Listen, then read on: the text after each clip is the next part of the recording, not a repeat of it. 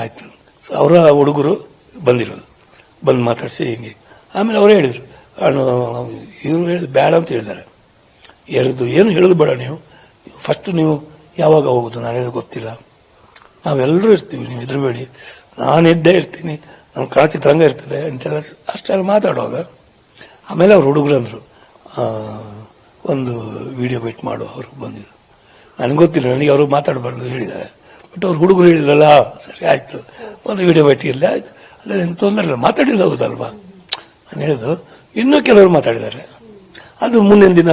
ಅದೇ ಸರ್, ಇನ್ನು ನಿನ್ನೆ ರಜತ್ ಕೂಡ ಬಂದಿದ್ರು, ರಕ್ಷಕ್ ಕೂಡ ಬಂದಿದ್ರು, ನಿಮ್ಮನ್ನ ಭೇಟಿಯಾಗಿ ನಿಮ್ಮ ಆರೋಗ್ಯ ವಿಚಾರಿಸಿದ್ರು. ನನಗೆ ಖುಷಿ ಆಗೋಯ್ತು. ನನಗೆ ಗೊತ್ತಿಲ್ಲ ರಜತ್, ನನಗೆ ಅದು ಅವರ ಹುಡುಗರು ಹೇಳಿದ್ರು ಹೆಸರಂತೆ, ನನಗೆ ಗೊತ್ತಿಲ್ಲ. ನನಗೆ ರಕ್ಷಕ್ ಮೊದಲಿನ ಪರಿಚಯ, ಪಾಪ ಅವ್ರ ಅಪ್ಪ ಎಲ್ಲ ನಾವೆಲ್ಲ ಫ್ರೆಂಡ್ಸು. ಆಮೇಲೆ ರಕ್ಷಕ್ ಚಿಕ್ಕ ಹುಡುಗರಿಂದ ನನಗೆ ಗೊತ್ತು. ಸಡನ್ ಬರ್ತೀನಿ ಅಂತ ಹೇಳಿದರೆ ಓಕೆ. ರಜತ್ ಏನಪ್ಪ ಈ ಥರ ಟಕ್ಕಲ್ಲ, ಖುಷಿ ಆಗೋಯ್ತು. ನಾನು ಏನೇನೋ ಮಾತಾಡ್ಬಿಟ್ಟೆ ನಿನ್ನೆ. ಒಂಥರ ಮನೇಲಿ ಎಲ್ಲರೂ ಹೇಳ್ತಾರೆ, ಈಗ ನಿಮ್ಮ ಮುಖ ಸ್ವಲ್ಪ ಒಂಥರ ನಗ್ತಾ ಇರ್ತೀರಿ. ನೋಡಿ ನೀವೀಗ ಇವತ್ತು ಸ್ವಲ್ಪ ಜ್ವರ ಥರ ಇದೆ. ಜ್ವರ ಯಾಕೆ ನಿದ್ದೆ ಯಾಕೆ ಹಿಡಿತದೆ ಅಂದರೆ ಇವರೆಲ್ಲ ಬಂದಿದ್ದಾರಲ್ಲ, ಒಂಥರ ರೆಸ್ಟ್ ಮಾಡುವ ಮೈಂಡ್ ಇದ್ದಾರೆ ನನಗೆ ನೋಡ್ಕೊಳ್ಳಿಕ್ಕೆ. ಖುಷಿ ಆಗುತ್ತೆ. ಪಾಪ ಅವ್ರು ವಿಡಿಯೋ ಎಲ್ಲ ಮಾಡಿದ್ದಾರೆ, ಈ ಥರ ಅರಿಷ್ಟ್ರಾಗಿ ಹೆಲ್ಪ್ ಮಾಡಿ ಅಂತೇಳಿ ರಜತ್ತು ಎಲ್ಲ. ಬಟ್ ಪಾಪ ಅವರೆಲ್ಲ ಮಾಡಿ ಹಾಕಿದ್ದಾರೆ, ಗೂಗಲ್ ಪೇ ಅವರು ನನ್ನ ಇದನ್ನು ಬ್ಲಾಕ್ ಮಾಡಿ ಇಟ್ಟಿದ್ದಾರೆ. ಜನ ಏನಾದ್ರು ಮಾಡಿ ಕೂಡ ಬ್ಲಾಕ್. ಈಗ 2 ದಿನ ಆಗೋಯ್ತು ಬ್ಲಾಕ್ ಆಗಿ. ಆವಾಗ ಜನರಿಗೆ ಇಂಟ್ರೆಸ್ಟ್ ಹೋಗ್ಬಿಡ್ತಾರೆ. ನಾನೇನು ಮಾಡಿ ಸಾಧ್ಯ? ಅವ್ರ ಪಾಪ ನನಗೆ ಇಷ್ಟಪಟ್ಟು ನನಗೆ ಏನಾದರೂ ಹೆಲ್ಪ್ ಆಗಲಿ ಅಂತ ಅವರು ತುಂಬ ಜನ ಹೇಳೋ ಸಾಗೆ. ನೀವು ಸಹ ಹೇಳಿದೇನು, ಏನಾದರೂ ಹೆಲ್ಪ್ ಆಗಲಿ ರೀ, ನಿಮಗೆ ಒಳ್ಳೇದಾಗಲಿ, ಎಲ್ಲರೂ ಹಾಗೆ ಬಯಸುವಾಗ ಬರುವಂಥ ಅಮೌಂಟಿಗೂ ಕೂಡ ಬ್ಲಾಕ್ ಮಾಡಿ ಇಟ್ಬಿಡ್ತಾರೆ. ಬ್ಯಾಂಕು ಏನೋ ಇದಿದೆ. ಸರಿ, ನೋಡು, ದೇವರಿದ್ದಾನೆ. ನಾನು ಅದ್ರ ಬಗ್ಗೆ ತಲೆ ಕೆಡಿಸ್ಕೊಳ್ಳೋದು. ನಮಗೆ ಬಂದ್ರಲ್ಲ ಯಾರೊಬ್ಬರು, ಈಗ ಇನ್ಯಾರೋ ಹೇಳಿದ್ದಾರೆ. ನನಗೆ ಕೆಲವು ಕಾಲ್ಸ್ಗಳು ಬಂದಿದೆ. ನನಗೆ ದುಡ್ಡಿಗಿಂತ ಮೇನ್ ಬೇಕಾಗಿದ್ದು ನನ್ನ ನೋವು ಮತ್ತು ನನ್ನ ಪರಿಸ್ಥಿತಿ ಹೊರಗಡೆ ಹೋಗಲಿ. ಗೊತ್ತಿಲ್ಲ ಮನುಷ್ಯ ನಾಳೆ ಏನು ಹೇಗೆ.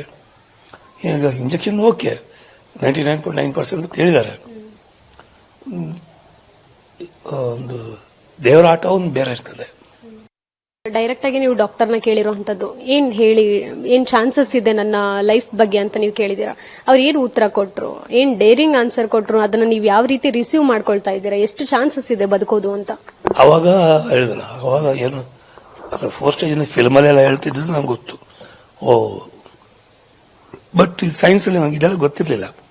ಎಷ್ಟು 4 ವಾರವ 1 ವಾರವ, ನೆಕ್ಸ್ಟ್ ನಾನು ಅದು ಹಿಂಗೆ ಅಲ್ಲೇ ಒಂದು ½ an hour ಬಿಸಿ ಆಗೋಯ್ದೆ. ದೇಹ ಎಲ್ಲ ಬಿಸಿಯಾಗಿ ತಲೆ ವರ್ಕ್ ಆಗ್ತಿಲ್ಲ. ನಮ್ಮ ಡಾಕ್ಟ್ರನ್ನ ಕೇಳಿದೆ ನಾನು. ಆವಾಗ ಅವ್ರು ಹೇಳಿದ್ರು, ಇದು ಕ್ಯಾನ್ಸರ್, ಥೈರಾಯ್ಡ್, ಇದು ಒಂದು ಸ್ವಲ್ಪ ತುಂಬ ಡೇಂಜರ್ ಕ್ಯಾನ್ಸರ್ ಅಲ್ಲ, ಸ್ಲೋ ಸ್ಪ್ರೆಡ್ ಕೂಡ ಸ್ಲೋ. ಸ್ಮೋಕಿಂಗ್ ಇದು ಮಾತ್ರ ಹೆವಿ ಡೇಂಜರ್. ತಂಬಾಕು, ಗುಡ್ಕಾ ಎಲ್ಲ ಇದೆಯಲ್ವ, ಅದು ತಿಂದು ಬರುವಂಥ ಕ್ಯಾನ್ಸರ್ ಅದು ಗುಣಪಡಿಸೋಕೆ ಸಾಧ್ಯವಿಲ್ಲ. ಆಮೇಲೆ ಬೇಗ 6 ತಿಂಗಳು 3 ತಿಂಗಳು. ನೀವು ಹೇಳಿದ್ರಿ ಗುಟ್ಕಾ ಈ ರೀತಿ ಎಲ್ಲ ಹಾಕ್ಬಾರ್ದು ಅಂತ, ನಿಮ್ಗೆ ಯಾವ ರೀತಿನೂ ಅಭ್ಯಾಸ ಇಲ್ಲ ಅನ್ಕೊಂಡು? ಅಭ್ಯಾಸ ನಾವು ಯಂಗ್ ಹುಡುಗದಲ್ಲಿ ಇದ್ವಿ ನಾವು, ನಮಗೆ ಅಡಿಕ್ಷನ್ ಇರಲಿಲ್ಲ. ಒಂದು ಆ ರೀತಿಯ ಇದಿರಲಿಲ್ಲ. ಇದು ಬೋರ್ ವಾಟರ್ನಿಂದಲೂ ಬರ್ತದೆ. ಯಾವ್ದ್ರಲ್ಲಿ ಬರ್ತದೆ ಅಂತ ನನಗೆ ಅದೊಂದು ಇದಿದೆ,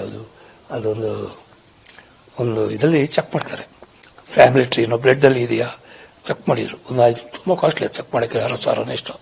ಬರೇ ಒಂದು ಬ್ಲಡ್ ತೆಗೆದು ಅದು ನಮ್ಮ ಜೀನ್ಸ್ ಅದು ಕಂಡು ಹುಡ್ಕೋದು ಹೆಂಗೆ ಈ ಕ್ಯಾನ್ಸರ್ ಎಲ್ಲಿಂದ ಬಂದಿದೆ ಸಿಗ್ಲಿಲ್ಲ. ಆನ್ಸರ್ ಸಿಗ್ಲಿಲ್ಲ. ಯಾವುದೇ ಕ್ಯಾನ್ಸರ್ ಬಂತ ಅನ್ನೋದು ಗೊತ್ತಿಲ್ಲ. ಆ ಸಿಂಪ್ಟಮ್ಸ್ ಅಟ್ಲೀಸ್ಟ್ ನಿಮ್ಗೆ ಏನಾದ್ರು ಗೊತ್ತಿತ್ತ ಸರ್? ಬಂದಿದ್ದು ಗೊತ್ತಿತ್ತು ನನಗೆ, ಗೆಡ್ಡೆ ಆಗಿತ್ತು ಇಲ್ಲಿ. ಈ ಕೆಲವರು ಇದ್ದಾರೆ, ಅದೆಲ್ಲ ಸುಮ್ಮನೆ ಬರುತ್ತೆ ಗೆಡ್ಡೆ. ಅದು ಕೆಲವರಿಗೆಲ್ಲ ಇದು ವಾಟರ್ ತರ ಒಂಥರ ಬರುತ್ತೆ, ಆ ತರ ಇರ್ಬೋದು. ನಂಗೆ ಸ್ವಲ್ಪ ಭಯನೂ ಇತ್ತು. ಭಯ ಅಂದ್ರೆ ಮಕ್ಕಳು ಚಿಕ್ಕ ಇದ್ರು, ಇದೆಲ್ಲ ಆಪರೇಷನ್ ಮಾಡಿಸಿ ನನಗೆ ಮತ್ತೆ ಫಿಲ್ಮ್ ಅಲ್ಲಿ ಏನು ಅವಕಾಶ ಸಿಗದಿದ್ರೆ. ಯಾವ ಸಿನಿಮಾ ಮಾಡ್ತಿದ್ರಿ ಸರ್ ಅವಾಗ? ಅಂದ್ರೆ ಥ್ರೋಟ್ ಹತ್ರ ಇಲ್ಲಿ ಗಡ್ಡೆ ಬಂದಾಗ ಯಾವ ಸಿನಿಮಾದಲ್ಲಿ ಅಭಿನಯಿಸ್ತಿದ್ರಿ? ಸಿನಿಮಾ ಯಾವುದು ಅದೇ ಸಿಕ್ಕಿದ್ರೆ ಒಂದು 6 ತಿಂಗಳಿಗೆ ಒಂದು, ವರ್ಷಕ್ಕೆ ಒಂದು, ಅಷ್ಟೇ ಕಾಯ್ಬೇಕು. ನಮಗೆ ಇನ್ನೊಂದು ಕೇಳ್ಕೊಂಡು ಹೋಗಿ ಗೊತ್ತಿಲ್ಲ. ಆಮೇಲೆ ನಾವು ಎಲ್ಲ ನಾಯಕರು ನಮಗೆ ಇಷ್ಟಪಡ್ತಾರೆ, ನಾವು ಜಾಸ್ತಿ ಕ್ಲೋಸ್ ಆಗಿರೋದಿಲ್ಲ, ಸ್ವಲ್ಪ ಡಿಸ್ಟೆನ್ಸ್.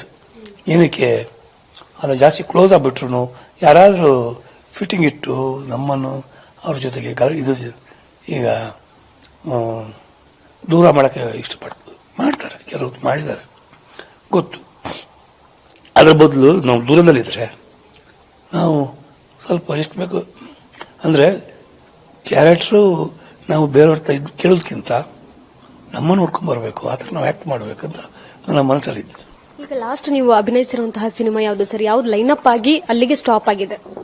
ಅಲ್ಲ, ನನಗೆ ಅದಾದ್ಮೇಲೆ ಹೇಳಿದಲ್ಲ 99ರಲ್ಲಿ ಅಲ್ಲ 2000 ಹೌದು 89 KGF ಅದು ಸಿಕ್ಕಿದ ಮೇಲೆ ನನಗೆ ಒಂಥರ KGF 1 KGF 2 ಅಷ್ಟನ್ನು ಮಾಡ್ಬೇಕಾದ್ರೆ 5 ವರ್ಷ 4 ವರ್ಷ ಎರಡೇ ಫಿಲ್ಮ್ ಮಾಡಿದೆ. ಒಂದು ಸೀಮಾ ರೂಪಿಣಿ ಅಂತ ಇವತ್ತು ರಿಲೀಸ್ ಆಗಿದೆ, ಅದೊಂದು ಒಳ್ಳೆ ಕ್ಯಾರೆಕ್ಟರ್. ಅದರಲ್ಲಿ ನೆಕ್ಸ್ಟ್ ಯಾವ್ದಾದ್ರು ಡೇಟ್ಸ್ ಕೊಟ್ಟಿದ್ದೀರಾ? ಹೇಗೆ?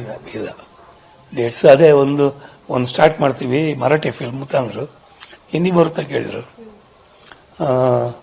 ಹಿಂದಿ ಮಾತಾಡ್ತೀನಿ, ಮರಾಠಿ ಬಾಂಬೆ ಮರಾಠಿ ಏನಾಗಿದೆ ಅಂದ್ರೆ ಅಲ್ಲೆಲ್ಲ ಬಾಂಬೆಲಿ ಇಲ್ಲಿ ಇರುವ ಅಸೋಸಿಯೇಟ್ಗಳೆಲ್ಲ ಡಿಮಾಂಡಲ್ಲಿ, ಯಾಕಂದ್ರೆ ಕಾಂತಾರ ಹಿಟ್ಟಾಗಿದೆಲ್ಲ, KGF ಬಿಡಿ ಎಲ್ಲರಿಗೂ ಗೊತ್ತು, ಕಾಂತಾರನು ಹಾಗೆ.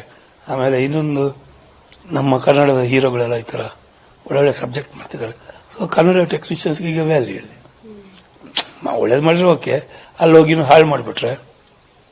ಈಗ ರಿಷಬ್ ಶೆಟ್ಟರ್ದು ಎಲ್ಲರಿಗೂ ಗೊತ್ತು, ರಿಷಬ್ ಶೆಟ್ಟರ್ದು ಏನು ಅಂಡ್ ಅವ್ರದ್ದು ಏನು ಟೆಕ್ನಿಕಲಿ ಅವರು ಮತ್ತೆ ಇವರು ಮೊನ್ನೆ ಸುಬ್ರಾಮ್ ಏನು ಕತೆ ಮಾಡ್ರಿ ಅವರು ಏನ್ರಿ ಕ್ಯೂ. ನಾನು ಮೊನ್ನೆ ಅಂದಿರಿ ಸಾಕು ನನಗೆ